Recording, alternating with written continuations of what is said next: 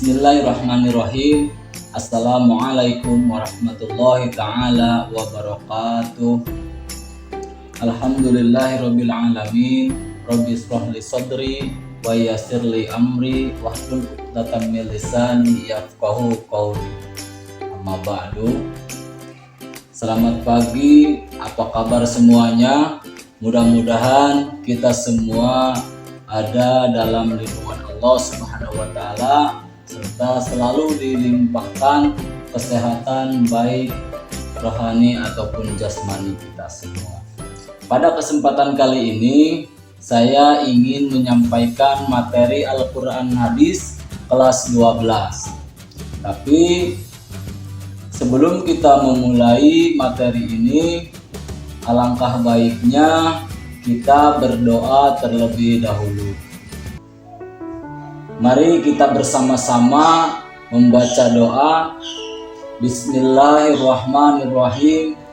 Raditu billahi robba wa bil islam madina wa bi muhammadin nabiyya wa rasula. Rabbi zidni ilman warzuqni fahman. Amin. Mudah-mudahan doa yang kita baca hari ini dapat memudahkan proses pembelajaran kita kali ini, dan apa yang kita cita-citakan berhasil dan sampai pada tujuannya. Amin, Allahumma amin. Selanjutnya, sebelum kita belajar ke materi, saya ingin menampilkan beberapa gambar, dan nanti anak-anak semua bisa menyimak serta memperhatikan ini gambar berkaitan tentang apa. Silahkan diperhatikan gambar berikut ini.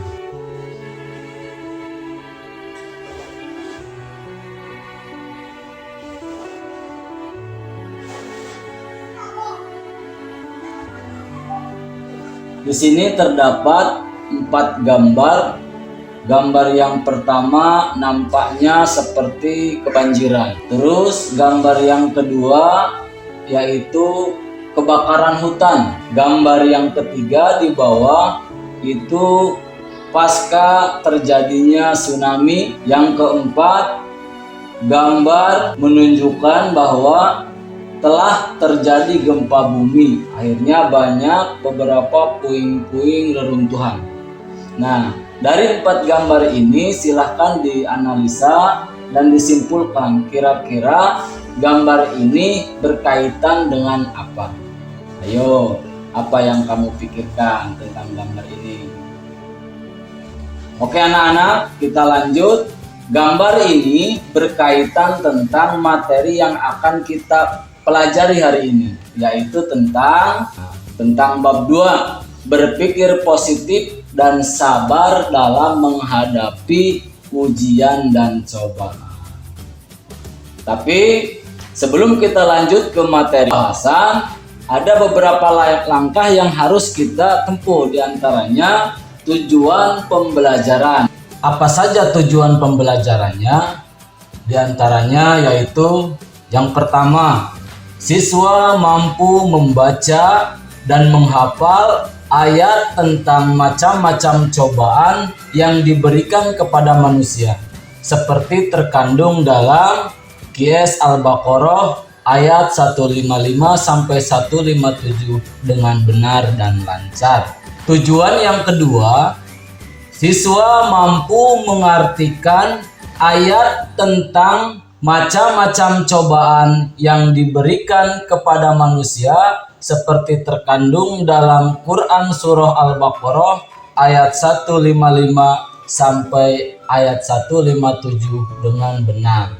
Tujuan pembelajaran berikutnya, siswa mampu menjelaskan kandungan ayat tentang macam-macam cobaan yang diberikan kepada manusia, seperti yang terkandung dalam Quran surah Al-Baqarah ayat 155 sampai 157 dengan tepat. Nah, tujuan pembelajaran yang terakhir yaitu siswa mampu menunjukkan perilaku sabar dalam menghadapi beberapa ujian seperti terkandung dalam QS Al-Baqarah ayat 155 sampai ayat 157 dengan baik. Nah, itu tujuan pembelajaran untuk hari ini.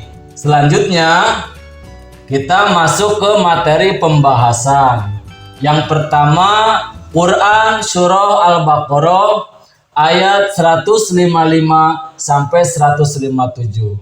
Anak-anak sekalian, kita baca bersama-sama ayatnya agar dapat kita memahami serta mampu membaca dan menghafal dengan baik dan benar. Yang pertama, Surah Al-Baqarah ayat 155. Bismillahirrahmanirrahim. وَلَنَبْلُوَنَّكُمْ بِشَيْءٍ مِّنَ الْخَوْفِ وَالْجُوعِ وَنَقْصٍ مِّنَ الْأَمْوَالِ وَالْأَنفُسِ وَالثَّمَرَاتِ وَبَشِّرِ الصَّابِرِينَ الَّذِينَ إِذَا أَصَابَتْهُمْ مُصِيبَةٌ قَالُوا إِنَّا لِلَّهِ وَإِنَّا إِلَيْهِ رَاجِعُونَ Ulaika alaihim salawatun mir rabbihim wa rahmah wa ulaika humul muhtadun. Itulah Surah Al-Baqarah ayat 155 sampai 157. Ini dibaca dengan baik dan dihafalkan. Selanjutnya yaitu kosakata atau mufradatnya atau potongan ayat. Yang pertama itu walanabluwannakum, dan sungguh akan kami berikan cobaan kepadamu. Al-khauf, ketakutan. Al-ju', kelaparan. Naqsin, kekurangan. Al-amwali, harta. Wal-anfusi, jiwa. As-samarati, buah-buahan. Nah, wabasyiris sabirin, berita gembira bagi orang-orang yang bersabar. Asobathum musibah, musibah menimpa mereka. Qalu, maka ucapkanlah ilaihi raji'un, kepadanya tempat kembali. Sholawatun, keberkahan yang sempurna. Ulaika, itulah al-muhtadun, orang-orang yang mendapat petunjuk. Nah, ini adalah kosakata dan mufradat, dihafalkan juga, dibaca untuk membantu menyusun kalimat atau terjemahnya nanti. Kita lanjut. Ya, sekarang terjemahan ayat 155 adalah, dan sungguh akan kami berikan cobaan kepadamu dengan sedikit ketakutan, kelaparan, kekurangan harta, jiwa, dan buah-buahan. Dan berikanlah berita gembira kepada orang-orang yang sabar. Ayat 156, yaitu orang-orang yang apabila ditimpa musibah, mereka mengucapkan inna lillahi wa inna ilaihi raji'un. Ayat 157-nya, mereka itulah yang mendapat keberkahan yang sempurna dan rahmat dari Tuhan mereka, dan mereka itulah orang-orang yang mendapat petunjuk. Sekarang lanjut ke penjelasan ayatnya. Yang pertama adalah kandungan Quran Surah Al-Baqarah ayat 155. Di situ Allah akan memberikan beragam ujian atau cobaan kepada hambanya.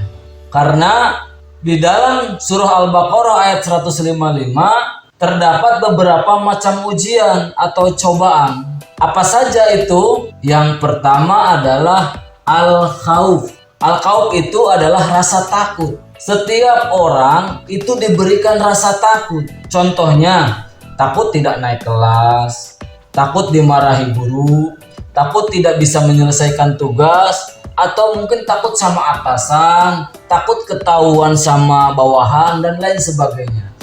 Sejatinya itu adalah ujian atau cobaan yang harus kita lalui dengan baik. Terus ujian yang selanjutnya adalah alju, rasa lapar atau kelaparan. Nah, perlu kita ketahui bahwa kelaparan tidak hanya terjadi pada kalangan bawah atau masyarakat penghasilan rendah, akan tetapi rasa lapar pun berlaku bagi mereka yang hidup serba mewah. Contohnya, sudah punya mobil 1, pengen punya mobil 2. Sudah punya HP 2, pengen 3. Sudah punya istri 1, pengen 2. Nah, itu kira-kira ujian tentang kelaparan. Kalau orang miskin sudah pasti, laparnya orang miskin yaitu belum makan. Kalau laparnya orang kaya itu pengen nambah.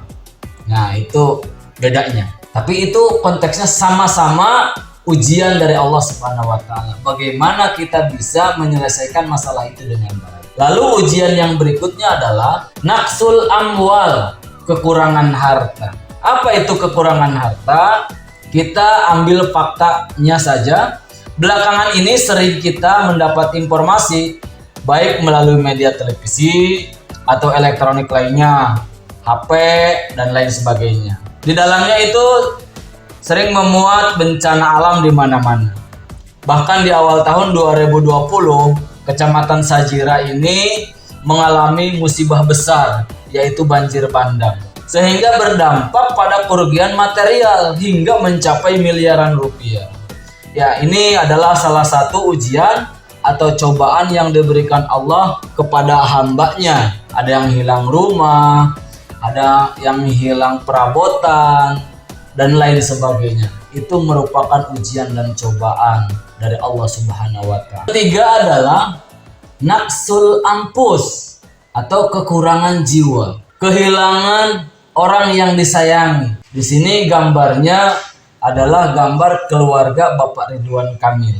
Nah, kehilangan jiwa di sini adalah ujian ini merupakan sebuah keniscayaan atau kepastian, dan kita akan kehilangan orang-orang yang disayangi seperti bapak, ibu, atau keluarga lainnya. Nah, sebagai contoh yang cukup ramai bulan-bulan yang lalu sesuai dengan gambarnya yaitu Gubernur Jawa Barat, Bapak Ridwan Kamil. Kehilangan anak sulungnya yang hanyut di sungai dan ditemukan dalam keadaan tidak bernyawa.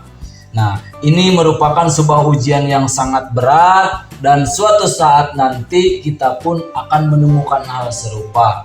Tentu kita harus tetap menjalani, melaksanakan apa yang disyariatkan di dalam Al-Quran. Terus ujian yang selanjutnya adalah naqsus samarat. Nah, naqsus samarat di sini adalah kekurangan buah-buahan, atau bisa dikatakan gagal panen, terus musim kemarau tidak bisa ditanami dan lain sebagainya ya. Ini adalah kekurangan buah-buahan. Merupakan sebuah contohnya yaitu gagal panen, membuat para petani gelisah yang seharusnya mendapat hasil yang baik malah sebaliknya. Banyak kerugian yang dialami oleh para petani dan lainnya. Dan inilah ya macam-macam ujian yang terkandung di dalam QS Al-Baqarah ayat 155. Semoga dapat diambil hikmahnya agar kita selalu hidup dalam keberkahan. Namun perlu kita ketahui bahwa di ujung ayat surah Al-Baqarah 155 ini ada kalimat wabasyiris sobirin. Nah, wabasyiris sobirin adalah kunci daripada beragam macam-macam cobaan yang diberikan oleh Allah. Ketika kita dikasih rasa takut, dikasih lapar, dikasih kekurangan harta, kehilangan jiwa, dan kekurangan buah-buahan, tentu semuanya harus berlaku sabar. Selanjutnya, kandungan Quran surah Al-Baqarah ayat 156. Apabila mendapati atau sedang tertimpa musibah, hendaknya mengucapkan kalimat istirja. Apa itu kalimat istirja? Kalimat istirja adalah pernyataan kembali kepada Allah yang bunyinya seperti ini. Inna lillahi wa inna ilaihi raji'un. Sesungguhnya kami milik Allah dan kepadanya lah kami kembali.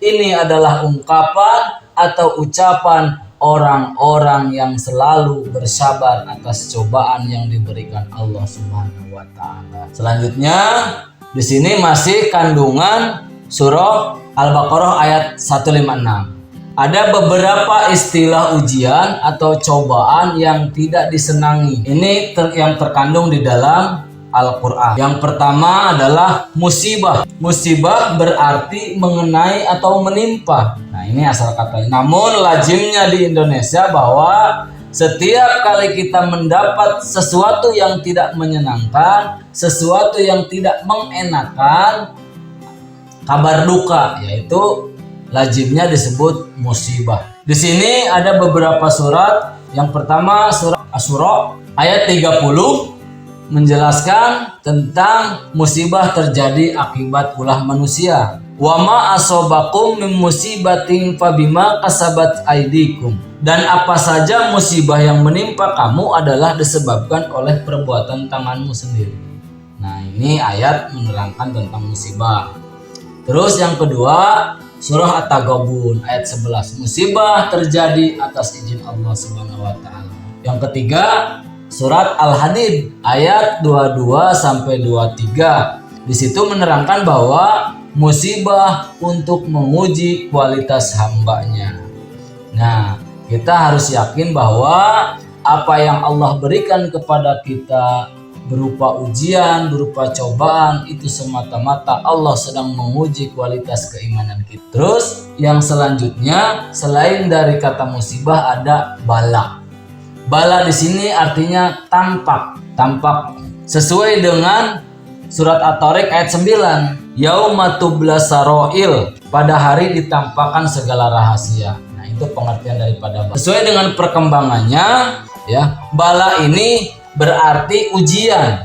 Di sini surat Al-Mulk ayat 2, bala atau ujian merupakan sebuah keniscayaan. Keniscayaan ini adalah merupakan sebuah kepastian, ya.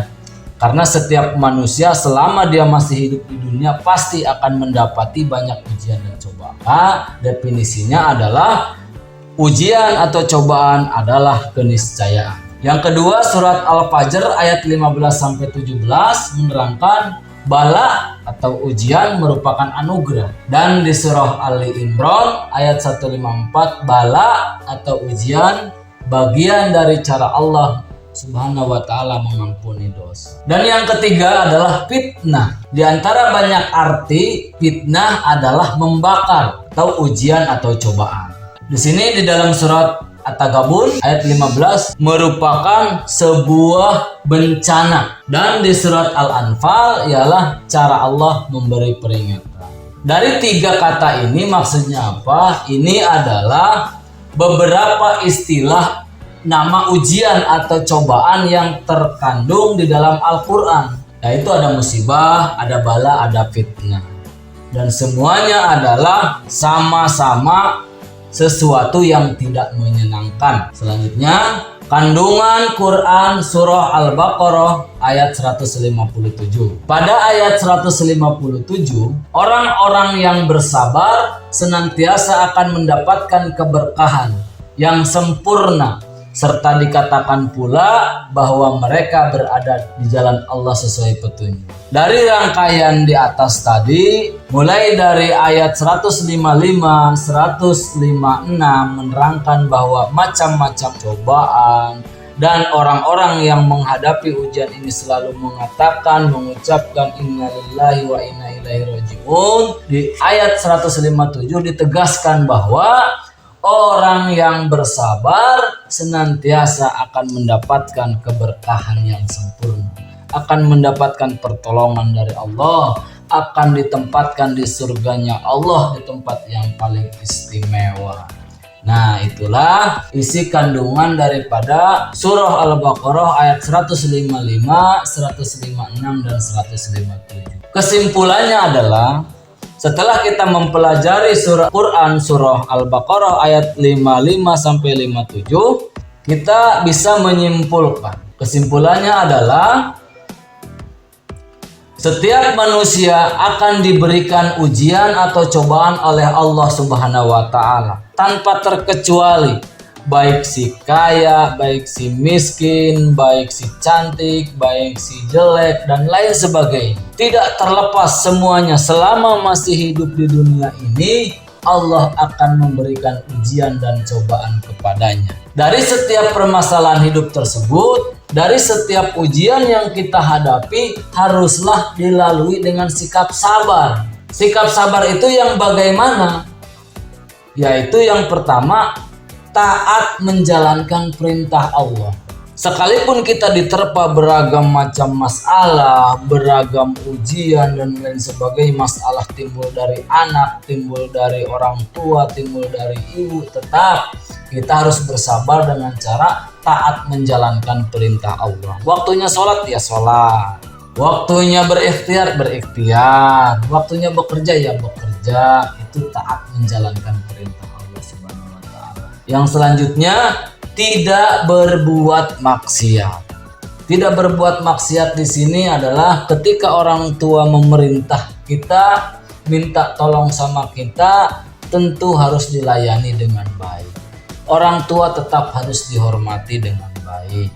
Nah, itu cara bersabar. Sekalipun kita lagi ada masalah sama orang tua, tetap harus hormat dan patuh selama orang tua itu mengajarkan kepada nilai-nilai Al-Quran. Yang ketiga, terus berikhtiar, ya, tidak putus asa. Sekalipun kita dikasih sakit, ya Allah, sakit kronis dan lain sebagainya, sudah berobat ke sini, sudah berobat ke sana, sudah ke rumah sakit, sudah ke klinik, ke herbal dan lain sebagainya, tetap jangan berputus asa, terus berharap kepada Allah Subhanahu wa Ta'ala, meminta dan berdoa, itu merupakan daripada bentuk ikhtiar. Nah, di sini karena sejatinya adalah cobaan yang menimpa kita semata-mata Allah sedang menguji kualitas keimanan hambanya. Dan kita sebagai muslim yang taat, yakin Allah tidak akan memberikan cobaan di luar batas kemampuannya. Itu saja yang mungkin bisa Bapak sampaikan. Sebelum ditutup, tentu ada pesan singkat yang ingin disampaikan. Yang pertama adalah ista'inu bis-sabri was-shalah. Jadikanlah sabar dan salat sebagai penolongmu. As-sabru yu'inu ala kulli amalin. Sabar dapat menolong semua pekerjaan. Nah, itu saja. Jangan lupa tetap sabar dan jangan tinggalkan sholat. Kurang lebihnya mohon maaf. Kita tutup pembelajaran hari ini dengan membaca Alhamdulillahirabbil alamin. Assalamualaikum warahmatullahi taala wabarakatuh.